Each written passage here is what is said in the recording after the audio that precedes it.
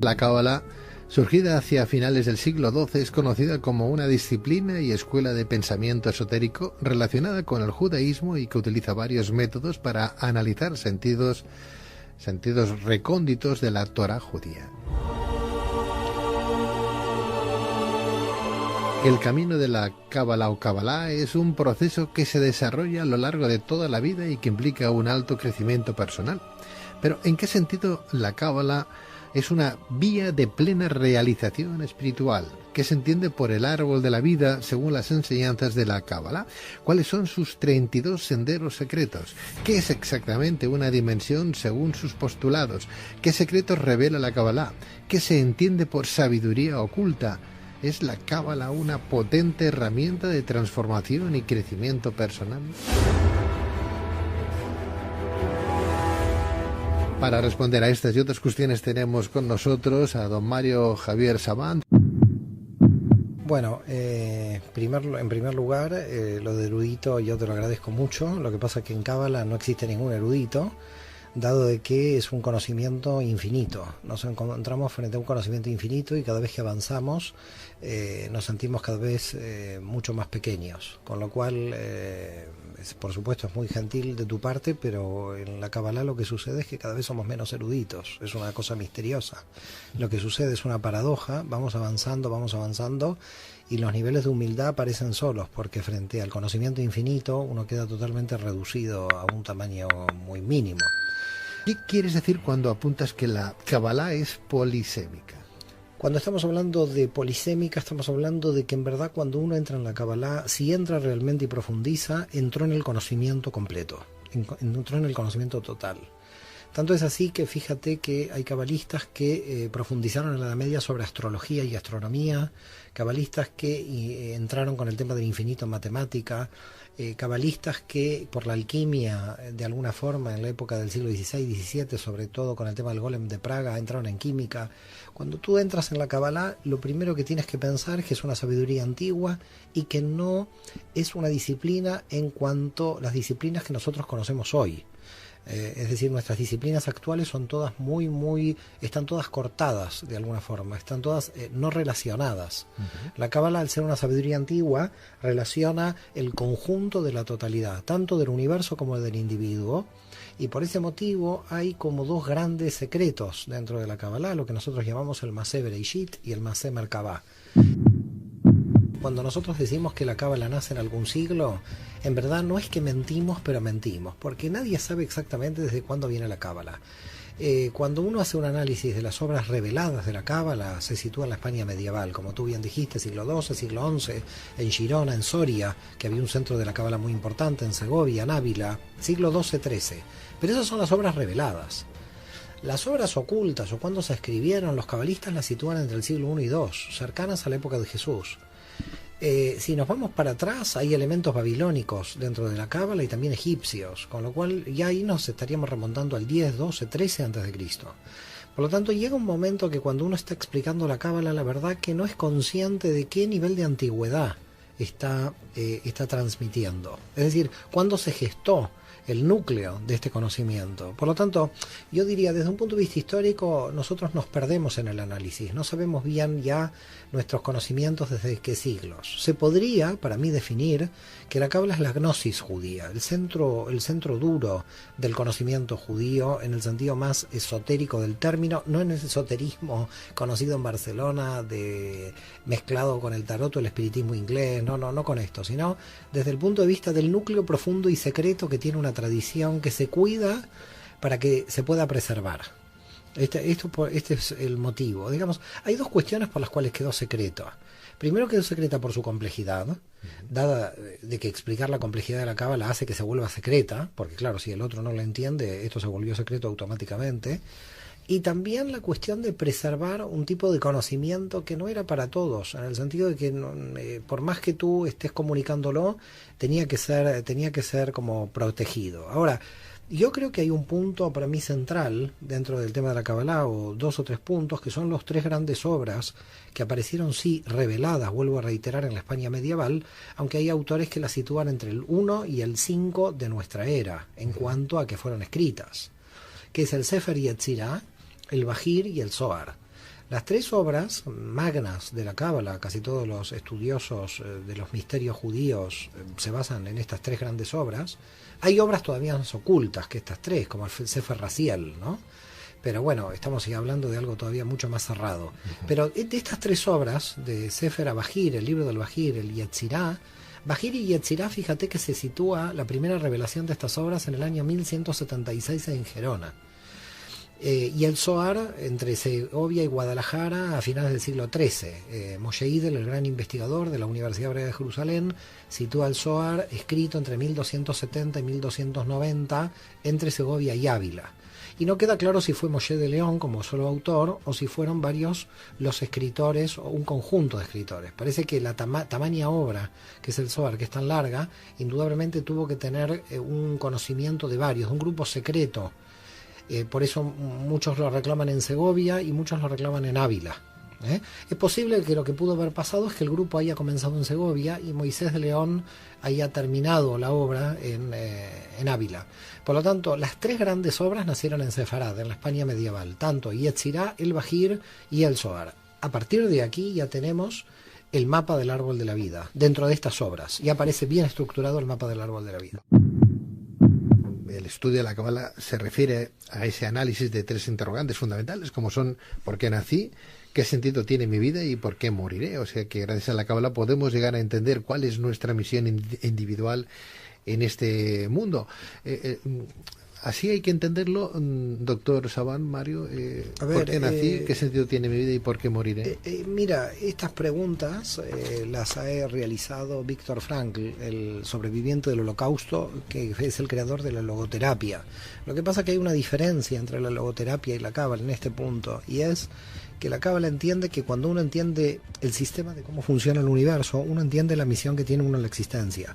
Es decir, la Cábala es mucho más cosmogónica, mucho más cósmica en el sentido de la interpretación. Y luego la persona tiene que bajar a entender el sentido de su propia existencia.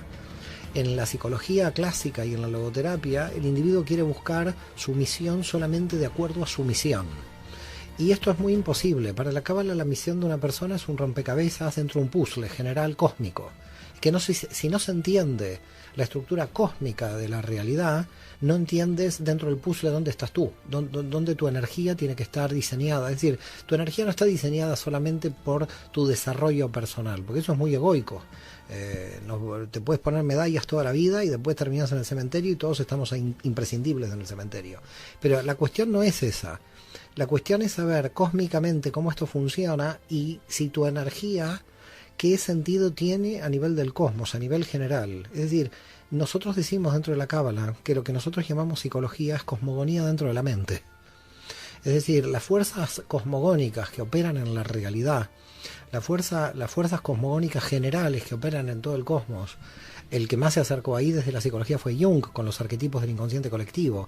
Pero para la Cábala ya no es un tema metafísico, es un tema físico. Yo te diría de física cuántica, no de metafísica. Porque si Jung decía que la cuestión eran los arquetipos del inconsciente colectivo, la Cábala está diciendo todo el universo tiene un inconsciente colectivo que en verdad está revelado, que es consciente. Nosotros lo tomamos como inconsciente, dado que nosotros no sabemos cómo funciona. Pero si nosotros revelamos cómo funciona el universo, lo que estamos revelando automáticamente es, empezamos a entender nosotros por qué estamos en el universo. Por tanto, la Cábala sería cosmogónica en principio, en el análisis cósmico de cómo funciona esto, por qué razón existe esto, qué limitaciones tiene la realidad. En este sentido, recomiendo mucho las obras de Luzzatto, el gran cabalista nacido en Venecia y muerto en San Juan de Acre. Vivió 40 años y muy potente, hizo más de 20 libros, hay 3 o 4 editados en castellano por Editorial Obelisco. Uno, por ejemplo, hay varios de él, hay 3 o 4, ya te digo, y Luzzatto decía, nosotros tenemos que primero estudiar las leyes predeterminadas del universo. Cuando nosotros estudiamos las leyes predeterminadas del universo, a partir de ahí empezamos a entender nuestra función en la existencia. Por lo tanto, claro, con el cambio del paradigma antropocéntrico a que nosotros empezamos a entender la vida desde nosotros, hemos perdido la cosmovisión antigua y medieval de que hay que entender el cosmos y después a nosotros. Nosotros nos hemos puesto como seres humanos en medio del análisis, muy antropocéntricos del sistema actual. Primero el hombre y después vemos qué hacemos, y así no funciona. Nosotros somos parte de la naturaleza del sistema, nuestras energías están dentro del sistema, y son cosmogónicas nuestras energías. Cuando nosotros las aprendemos en la mente y nos definimos como alma, ahí estaríamos hablando de un tema más psicológico, más antropocéntrico. Pero la verdad que nosotros venimos de lo cósmico. Y si no entendemos nuestra procedencia cósmica del alma, tampoco vamos a entender por qué el alma tiene esa dualidad de que en verdad en su interior quiere volver a su esencia.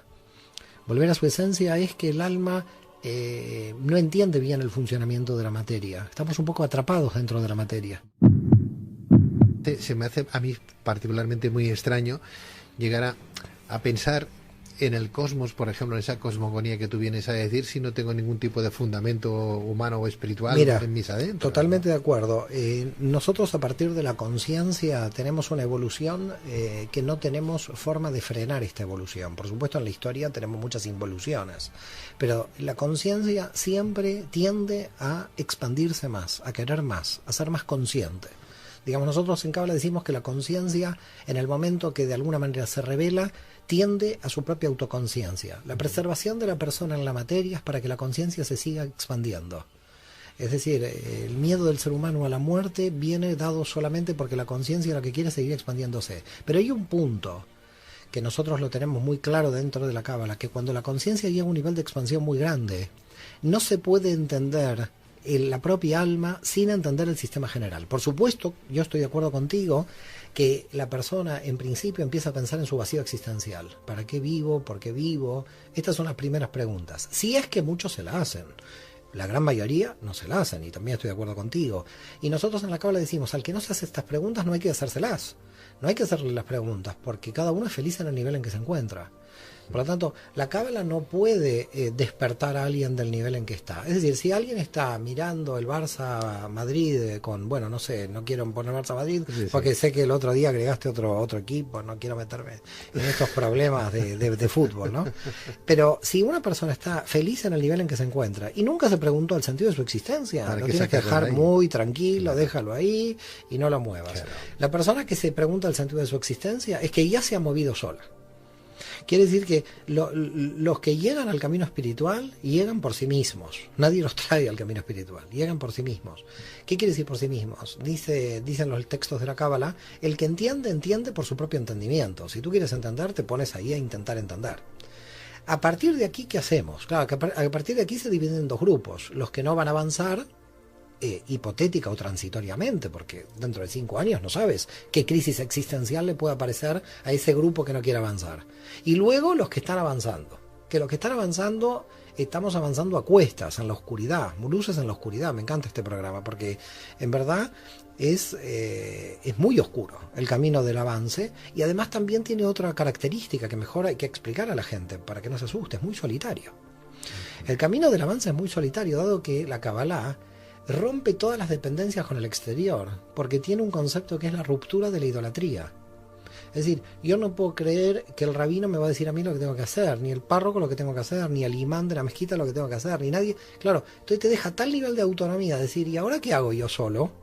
Bueno, primero aguántate de entender que estás solo. Claro, esto es muy difícil porque la gente siempre se ha sostenido sobre algo, ¿no? Yo creo que Freud lo llamaba objeto transicional, que es el osito que tiene el niño, que se va a dormir, que tiene menos miedo porque, como ve que el osito no tiene miedo, que el pobrecito no ve nada, él también le transfiere cierta forma de seguridad. Bueno, primero es el osito, después el novio, después el esposo, pero el osito no cambia, siempre necesitamos como una zona de seguridad. En la Cábala tenemos un problema, porque lo primero tenemos que explicar a la persona es que no hay zonas de seguridad. Claro, decirle esto a una persona, es decir, no hay zonas de seguridad, es que el cabalista es un antigurú, en el sentido de que, claro, el gurú lo que quiere es controlar al grupo, y el cabalista lo que quiere es destruir su imagen, para poder otorgarle al otro una autonomía necesaria para que el otro crezca. Porque si tu maestro va a ser un gurú, estás perdido, porque tú no vas a crecer, le vas a transferir poder al maestro. Por eso la espiritualidad se vuelve muy peligrosa en un punto cuando se mezcla el ego y el poder. Y siempre muchos grupos terminan manifestando los niveles de baja autoestima que tienen los integrantes. el nivel de baja autoestima del gurú, que necesita que todo el mundo le diga que es un gran tipo, y el nivel de baja autoestima que tiene el grupo, que necesita al gurú proyectarle la estima que no tiene, con lo cual un desastre, tanto del gurú que tiene la gran autoestima, que tiene la baja autoestima, como los discípulos. Con lo cual, claro, la cuestión ¿cuál es? La cuestión es decir, bueno, cada uno, dice la Cábala, es maestro de sí mismo.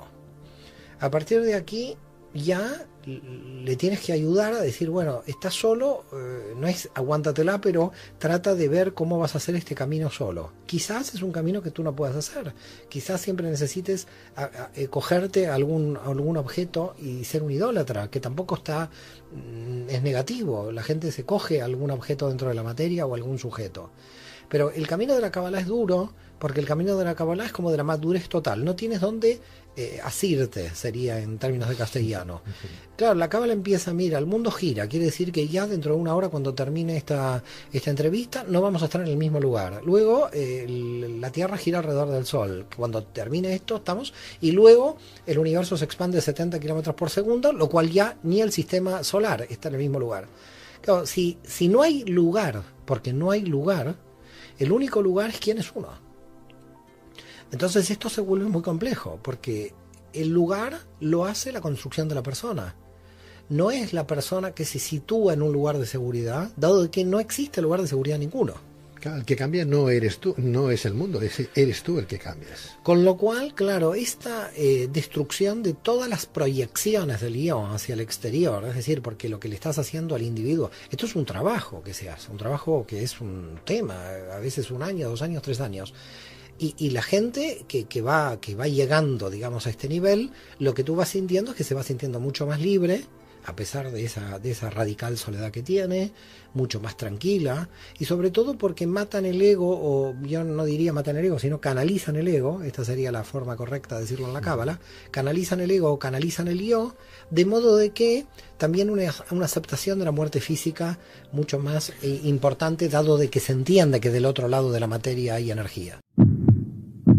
Dentro del crecimiento personal, el que está dentro de la Cábala ya no tiene un maestro fuera, lo tiene dentro de sí, no necesita de nadie. Pero sí seguimos necesitando. Sí, no es incompatible esto. Cuidado, estamos hablando de dos conceptos diferentes. Vale, puede necesitarlo, pero no para su evolución. Es decir, yo lo que necesito al otro es para interactuar con un tipo de energía y el otro me enseña. Quiere decir, a ver, para que tengas una idea, todos los otros son mis maestros.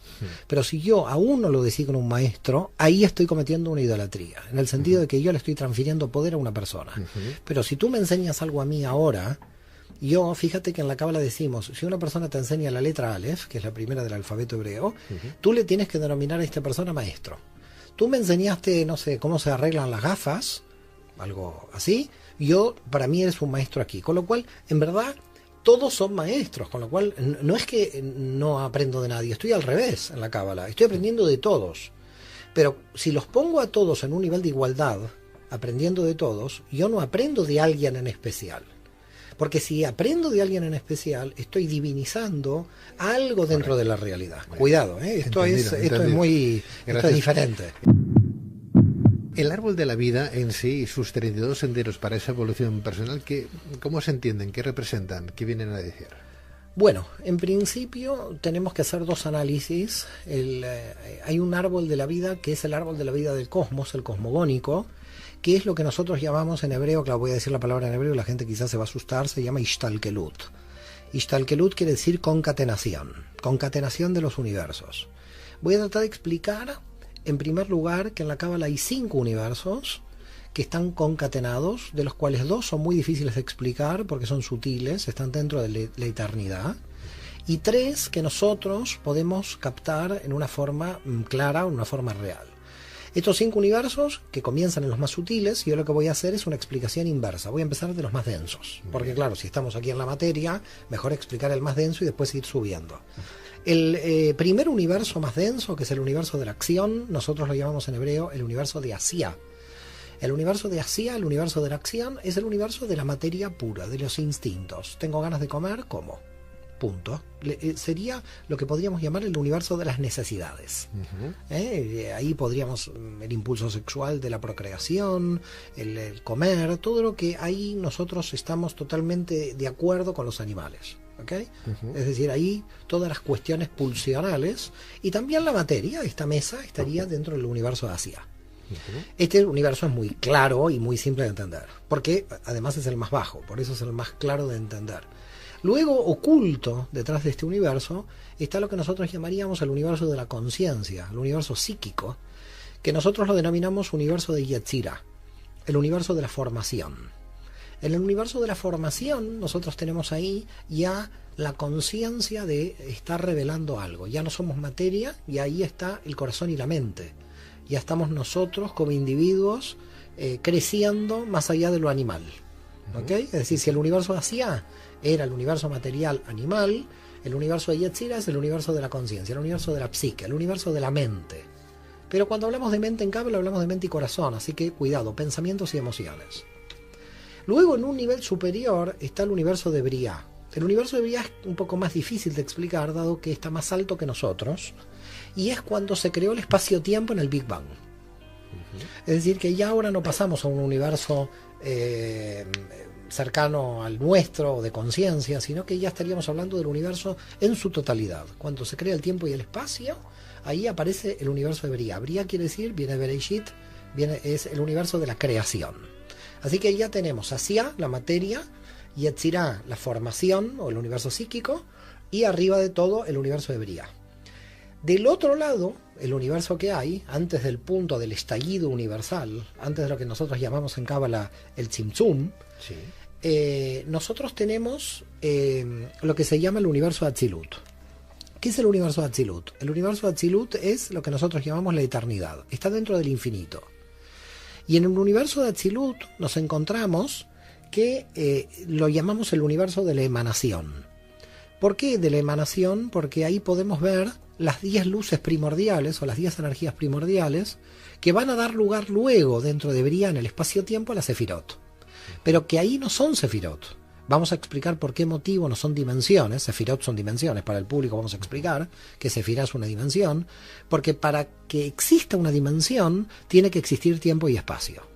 El tiempo y espacio de los 3 universos anteriores que explicamos de Briah para abajo es el universo que va a captar las energías que provienen del infinito, que provienen del nivel de Atzilut. En Atzilut ya estamos hablando de energías básicas dentro del infinito. Son como los conjuntos transfinitos de Cantor. Es decir, son contenidos infinitos dentro del infinito. Este sería el nivel de Atzilut. Claro, no se pueden ver sino desde Briah.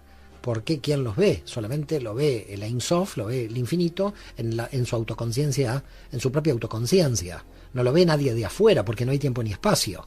Si nosotros pensamos que antes del Big Bang, antes del universo de Briah, solamente existía el universo de Atzilut, ¿quién ve Atzilut? En lo infinito. La luz que va a una velocidad que nadie la puede ver, en verdad paradójicamente es luz y oscuridad al mismo tiempo. Por lo tanto, no es una luz que se pueda ver. Para que la luz se pueda ver tiene que haber oscuridad. No tienes otra opción. Tiene que haber algo oscuro para que la luz se vea. Cuando estamos hablando de una luz que no se puede ver, lo que está pasando es que no estás viendo nada. Una luz que no se puede ver es como yo te pongo la luz del sol en los ojos cuando te levantas a la mañana. Con lo cual, ¿qué ves ahí? Yo te estoy diciendo, te estoy dando mucha luz, claro, te estoy dando toda la luz del sol, pero quedas ciego. ¿Por qué? Porque nosotros decimos en Cábala que en un nivel, en el infinito, no hay cli de recepción. Cli es un concepto muy importante en la Cábala, es el concepto de recipiente o de vasija. Si no hay quien reciba, esa luz no la ve nadie. Es como la luz de un planeta que ya murió hace millones de años, pero la luz sigue vagando por el universo. El planeta no está, la materia no está, pero la luz sí está. Quiere decir que la luz sigue vagando. Ahora esa luz puede seguir vagando como un poco eternamente, no eternamente porque el vacío del universo es finito, pero nosotros captamos luego y nos llega una luz que ya en su origen ya ha muerto, quien la dio en su origen. Por lo tanto, si no la capta nadie, esa luz existe, pero no la capta nadie, y si no la capta nadie no se ve. Además, si nosotros la intentaríamos ver, esa luz al infinito sería imposible, porque nosotros somos finitos para ver esa luz. Por lo tanto, el universo de Atzilut se complica mucho para explicar, porque estaríamos hablando de un universo emanado dentro del infinito, que como es infinito, no está en nuestra capacidad poder entenderlo de acuerdo a como nosotros operamos mentalmente, que es de acuerdo a los límites de la forma. Nosotros entendemos todas las cosas por la forma, es decir, si yo cojo esto, estoy cogiendo un vaso. ¿Por qué cojo un vaso? Porque esto tiene la forma de vaso. Por lo tanto, cuando yo defino algo en mi realidad finita, lo defino a partir de la forma de ese algo. El problema es cómo defino algo en el infinito. Porque lo tengo que definir por el contenido, no lo puedo definir por la forma. Y a eso nosotros le llamamos en hebreo orot, luces. Luces que existen en Atzilut, que están emanadas en Atzilut, no me gusta decir existe porque no tienen existencia, sino tienen esencia, están emanadas en Atzilut, están emanadas en la emanación, pero que nadie las puede ver porque todavía no hay vacío donde se puedan ver. Este sería ya un nivel difícil de explicar y que de hecho los cabalistas lo han intentado explicar. Es decir, los cabalistas se han intentado meter dentro del infinito para tratar de explicar, porque ellos decían, nosotros no podemos meternos en el infinito como finito porque nosotros desaparecemos, pero sí nuestra alma puede entender el infinito aunque nosotros no estemos ahí. Ahora, ¿cómo lo entendemos si nosotros no estamos ahí? Porque las luces que vienen del infinito se reflejan en lo finito, y cuando se reflejan y entran esas luces emanadas al universo de Briá, que es el universo del universo receptivo, el primer universo tiempo-espacio, lo vamos a captar con los Keilim, con las vasijas, y van a aparecer las Sefirot. ¿Qué es una Sefirá? Para tratar de llegar al punto central de la definición. ¿Qué es una dimensión? Una dimensión es la que tiene Or, la que tiene luz, y la que tiene Kli, la que tiene vasija. Cuando tú tienes luz y tienes alguien que la ve, una vasija, tienes una dimensión. Cuando tú tienes una luz sola que no tiene vasija, no la ve nadie, entonces no es una dimensión. Para que exista una dimensión, tiene que existir tiempo y espacio. El tiempo y espacio que creó el vacío en la primera autocontracción es la primera vasija general, es decir, nuestro universo es la vasija general donde la luz que viene del infinito se puede ver.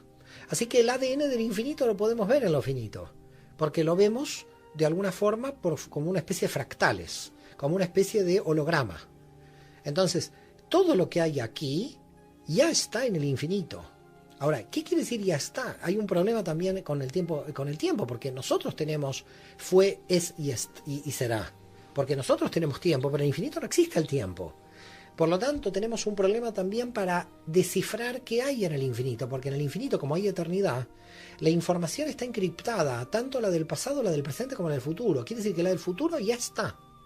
Por tanto, si los cabalistas suben al nivel de Atzilut a empezar a entender desde el punto de vista de una comprensión de la eternidad, pueden extraer información del futuro. A mí se me hace muy complejo que, siendo finitos como tú bien dices, en ese universo infinito nuestra alma, que puede entender esa finitud, pueda llegarnos a trasladar esa información.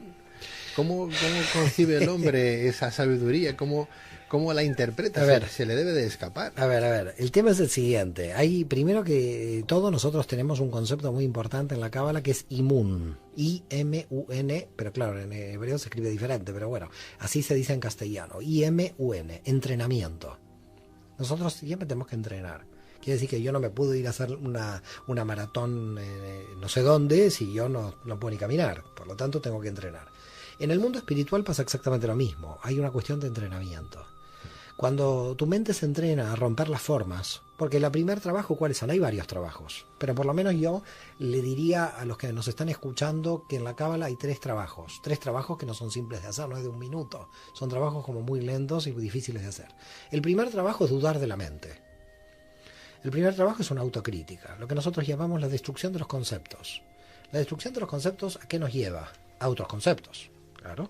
O sea, clarísimo. Dudar de lo racional. Dudar de todo el conjunto de mi conocimiento. No quiero decir racional porque tengo miedo de que tú me metas en un concepto. Entonces me voy a escapar de las posibilidades conceptuales que tú me estás metiendo. No es dudar de lo racional, es dudar de todo lo que tú piensas. Es decir, es una autocrítica general del sistema mental.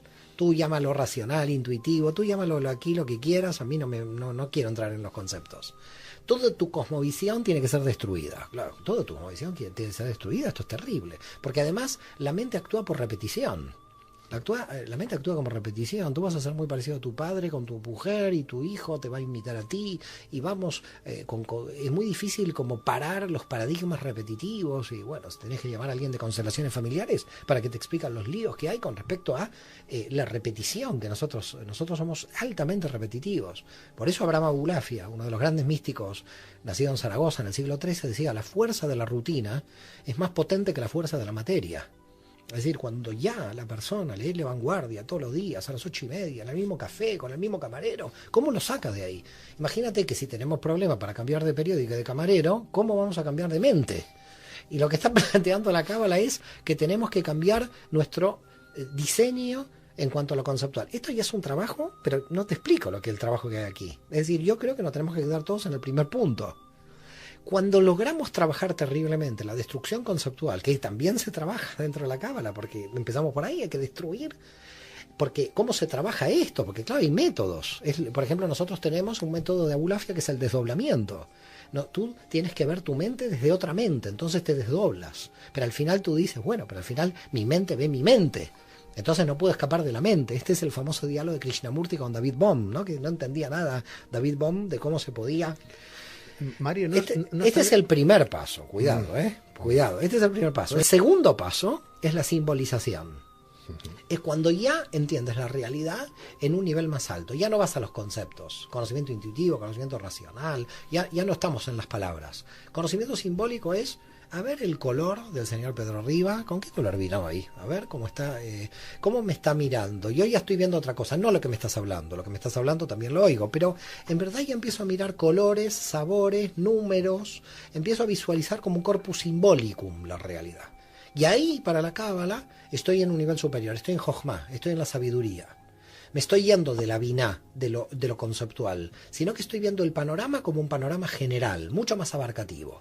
Luego tengo que metasimbolizar y luego tengo que relacionar los símbolos para ver cómo los símbolos. A una persona se le aparece el 22 todo el tiempo, el 8 todo el tiempo, el 7 todo el tiempo. La gente juega la lotería, no hay que jugar a la lotería, hay que entender que acá hay mensajes muy profundos de los sistemas muy ocultos, cósmicos a nivel de la conciencia. Esto es lo simbólico y lo metasimbólico. En un momento no hay nada. En un momento no hay lenguaje. Por eso Isaac Luria dice el silencio. En un momento ya no llegas. En un momento ya el concepto no llega, el metaconcepto no llega, la destrucción de los conceptos, la destrucción de los... Pero cuando ya hiciste todo ese trabajo, puedes captar lo que Luria dice, el lenguaje del silencio. Entonces estás en otro tipo de lenguaje también, a pesar de que parece paradójicamente el silencio. Podría utilizar el parangón de lo que decía o lo que dice el budismo, ¿no? Hay que vaciar la mente para que puedan entrar nuevos mensajes y entender ciertas cosas, ¿no? En la Kabbalah no hay el concepto de vaciamiento de la mente, sino de reestructuración. Reestructuración. Sí, no hay vaciamiento porque el vaciamiento es imposible. Nosotros, me encantan, tengo amigos budistas, pero tenemos grandes problemas en la interpretación espiritual. En la Kabbalah nunca hay destrucción del ego, hay canalización del ego, nunca hay destrucción del yo, hay aceptación del yo. En la Cábala no hay destrucción del deseo, como pretende el budismo, sino hay canalización del deseo. Es un poco diferente, Lo que tú, por ejemplo, me planteas de dejar la mente en blanco, en la Cábala no existe, porque siempre hay una memoria, siempre hay algo que está ahí. O vaciar la mente. Lo que se tiene que hacer es vaciar partes de la mente. Nachman de Bratslav dice: el poder del olvido es más potente que el poder de la memoria, o por lo menos más conveniente. Entonces, tú tienes que vaciar partes, porque entera la mente no la puedes vaciar, pero vaciar partes, para esas partes que no son utilizables o no son útiles, las dejas para poder hacer una incorporación. Ahora, para la Cábala, el vaciamiento de la mente no viene por la meditación, o el vaciamiento parcial, si se quiere, de la mente. El vaciamiento viene a través de la transmisión del conocimiento. Cuidado lo que estoy diciendo, ¿eh? Es decir, yo tengo una obligación de enseñar. Es decir, si yo tendría un mecenas que viene a mí, me pone el dinero y me dice: usted se puede dedicar a estudiar todo el día y no enseñar, me hace un daño y yo no puedo aprender más. Para la Cábala, mi forma de vaciarme no es un vaciamiento de yo contra el yo, sino de que yo traslado mi conocimiento, en una clase lo traslado. Primero, claro, me oigo a mí mismo y soy maestro de mí mismo, como dice San Pablo en la carta a los Romanos, capítulo 2, ¿no? Claro, cuando yo enseño, también me enseño a mí. Así que cuidado. Pero además de que enseño, me enseño a mí, me descargo. Entonces, en la Kabbalah, el maestro, profesor, el Talmid Jajam, lo que sería el aprendiz de sabio, como se lo llama a la persona que enseña, se tiene que vaciar, pero se tiene que vaciar no de manera egoica, me quedo con el conocimiento y me vacío y lo hago todo yo, sino de manera solidaria con el otro. Te doy todo el conocimiento. Quiere decir que si no te tengo a ti para que seas mi vasija y te dé todo mi conocimiento posible, entonces yo no puedo crecer, porque yo no me merezco si no lo trasladé. Es decir, si no tengo transmisión del conocimiento, no me puedo vaciar realmente. Así que mi vaciamiento parcial es a través de la transmisión, no es a través de la meditación, ¿eh? El árbol de la vida contiene 10 dimensiones y 22 canales que conectan a las 10 dimensiones. Las 10 dimensiones energéticas se denominan esferas y aquellos caminos que unen a las 10 dimensiones se les denomina canales. A la suma de las 10 dimensiones y los 22 canales se les conoce como los 32 senderos secretos de sabiduría. Si hablamos de lo que es una dimensión, el doctor Saban ya nos decía que es un grado de manifestación de la energía divina que se encuentra dentro de la construcción universal y que poseemos en tamaño reducido dentro de nosotros mismos. Dimensión sería lo mismo que decir sefirot, ¿no? Tal y como podemos leer en la obra de nuestro invitado, las 10 dimensiones no tienen un espacio físico determinado, sino que son energías espirituales que poseen diferentes potencias y que se encuentran tanto fuera de nuestro cuerpo, en el universo, como dentro del mismo, o lo que sea nuestra personalidad. Para tener mayor información de lo que significan los sefirot, por ejemplo, habría que decir que las sefirot son las 10 emanaciones de Dios, a través de las cuales se creó el mundo. De acuerdo a la tradición cabalística, Yahvé contrajo su luz infinita, lo que se llama en hebreo Tzimtzum, y creó cada una de estas 10 sefirot. El diagrama de las sefirot es el árbol de la vida, un sistema de relaciones intersimbólicas, místicas, que para el ser humano tienen la función de abrir el acceso a las capacidades escondidas de la psique. En definitiva, es un sistema de teosofía práctica.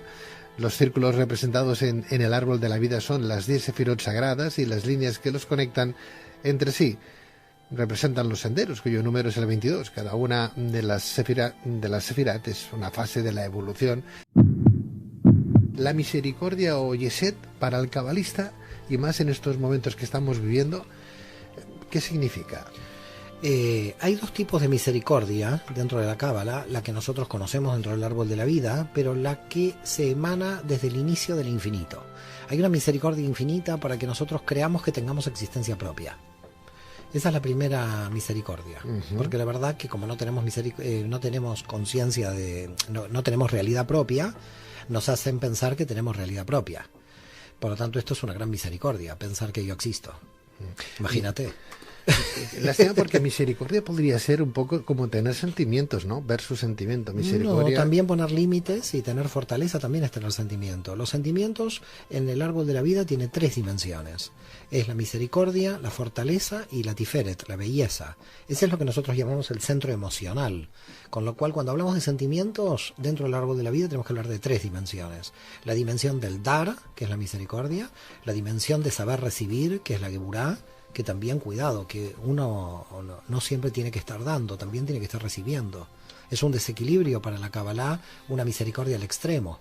Una misericordia al extremo da lugar a la humillación del otro. Si yo doy más de lo que yo me doy a mí mismo, no estoy cumpliendo el mandamiento de amarás a tu prójimo como a ti mismo. El condicional para amar al prójimo por el mandamiento de la Torá es amarse a uno mismo. Si uno tiene muy baja autoestima y ama en demasía a los demás, se está humillando. La autohumillación es uno de los desequilibrios de la misericordia. En la educación católica española yo lo veo claramente esto. La gran mayoría de mis alumnos tienen esta transgresión. Tienen un sentimiento de dar a los demás más allá de lo que se dan a sí mismos y no cumplen el mandamiento. El concepto de idolatría es que un religioso también puede ser idólatra. Cuando un religioso dice que su única religión es la verdad, eso es idolatría. ¿Cómo se hace entender a un idólatra que está equivocado? Todo el problema de idolatría se reduce a un problema de autoestima. Cuando una persona tiene baja autoestima, se vuelve idólatra. Porque, cuál es el concepto? Si yo tengo baja autoestima, necesito de una nación, de una religión o de un Estado, porque hay que tener cuidado. Claro, ahora estamos con el Islam radical, pero antes era el nazismo y ahí no había religión, ahí había un partido. El comunismo llegó a unas atrocidades terribles. ¿Qué falla? El ser humano falla. Tú le cambias de ideología, le cambias de teología, le cambias todo al ser humano. Y el problema, ¿cuál es? El problema es muy simple. El problema es que el ser humano falla. Quiere decir que cuando el ser humano falla, cualquier tema en la realidad es una excusa para destruir y destruir. Es decir, para la idolatría tiene cualquier excusa. Por eso hay que tener mucho cuidado cuando un religioso hace idolatría de la Torá. Se puede hacer idolatría del Corán. La gente esta que está matando en nombre de Dios son idólatras. Ellos dicen que luchan contra la idolatría, es mentira. Cuando alguien mata es un idólatra, porque cree que su única verdad está revelada en el Corán. Cuando alguien cree que la única verdad está revelada en un libro, y lo que hace es sacralizar el libro. A ver, Dios no está en un libro. Por ese motivo, para los cabalistas, la Torá es el universo, no es el texto de la Torá. Si una persona idolatra el texto, esta persona se volvió idólatra. Por lo tanto, la Torá es lo que nosotros llamamos Tur Hei, la exploración del universo. El científico que duda de todo y el agnóstico están mucho más cerca del infinito divino que el creyente fanático que es un idólatra. Por lo tanto, esto hay que tenerlo muy claro, hay que tener mucho cuidado cuando idolatría se disfraza de religión. Mira, no se puede endiosar ni al Estado, ni a la tribu, ni a la familia, ni al padre, ni a la madre, ni a uno mismo. Y el problema es que permanentemente estamos endiosando algo. Por eso, la idolatría, llamémosla autoidolatría o llamémosla la transferencia del poder autónomo del individuo.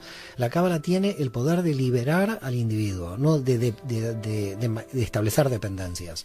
Si tú tienes una dependencia, tienes un concepto de idolatría, porque no has logrado tu autonomía personal. Por lo tanto, liberar al individuo de todas las idolatrías es lo que nosotros llamamos la era mesiánica. Por eso dice Kafka, el Mesías va a llegar cuando ya no lo necesitemos.